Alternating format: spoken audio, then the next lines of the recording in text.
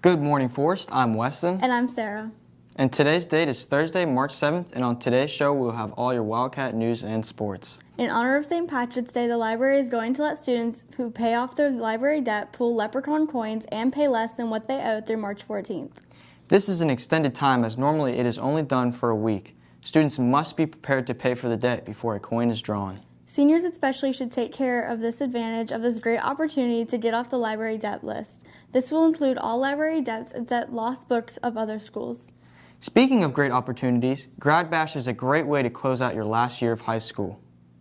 For sure, although tickets are not on sale anymore, you can sign up for your Grad Bash bus this week in the activities office. There are limited spaces on the prom buses, so make sure you sign up for one by tomorrow. Let's throw it over to Chase with sports. Hey Wildcats, this is Chase with your Wildcat Sports for today. Our very own track star Yancey Guest signed to USF. Emily Risto was there to cover it. Yancey Guest is a senior track star who signed to the University of South Florida at the beginning of the week.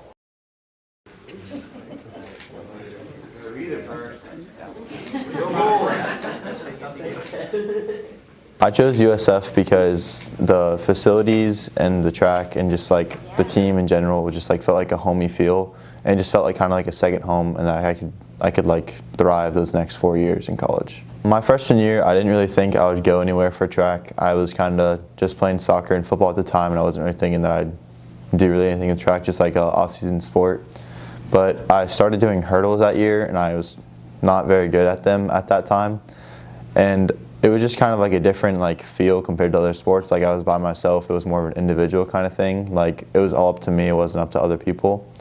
And that's kind of why I just enjoyed the sport more and more, because I got to just do me and not have to worry about other people. Yancey is excited for what USF has to offer him when he starts there later this year.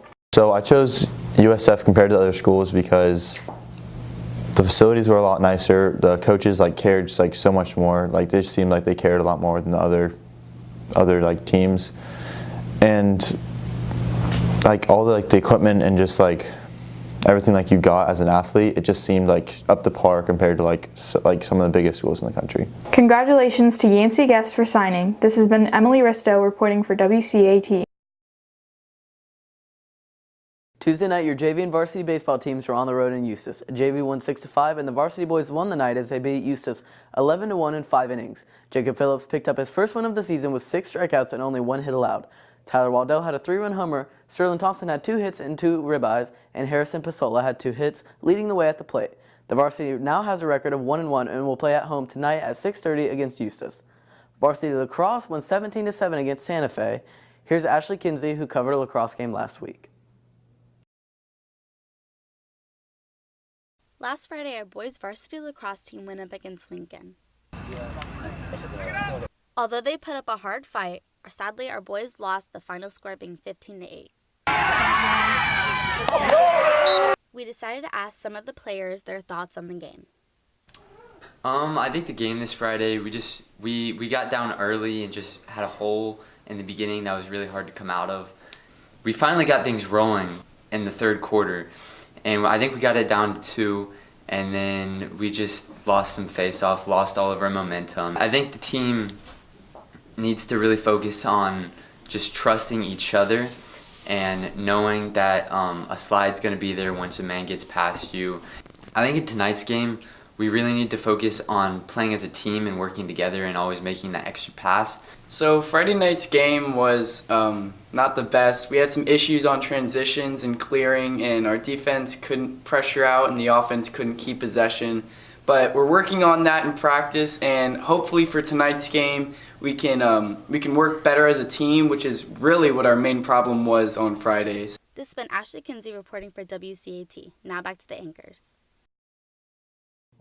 Girls tennis had another great tournament against Westport. Congrats, girls. This has been Chase Sherman with all your Wildcat sports for today. Now back to the anchors. Thanks, Chase. There are other things on campus to be excited about other than sports. Like the National School Breakfast Week, which is next week. Every day there will be 2 random drawings for those who ate breakfast, and each of them will receive an iTunes gift card. Seniors, representatives will be providing classroom presentations during U.S. government and economics classes. Afterwards, they will be available to assist students with correctly completing voter registration forms. They will also answer questions regarding the voting process. Underclassmen, representatives will be available March 6th during all lunches to provide voter registration and pre-registration services. To register, students need their driver's license or permit and the last 4 digits of their social security number. Do you want to win a $25 Barnes & Noble's gift card? Who wouldn't? For every book you read and have a teacher approve, you will be entered into a drawing for a $25 Barnes & Noble gift card. You can pick up entry forms in the library and drop them off in the library. The contest runs until April 8th. The teacher of the winning student will also receive a $25 Barnes & Noble gift card, so let's get reading. Make sure to follow us on FHS_WCAT on Twitter and Instagram to stay updated with all your Wildcat news. That's all the news we have for you today. Once again, I'm Weston. And I'm Sarah. Have a great day for us, and like always, Go Cats!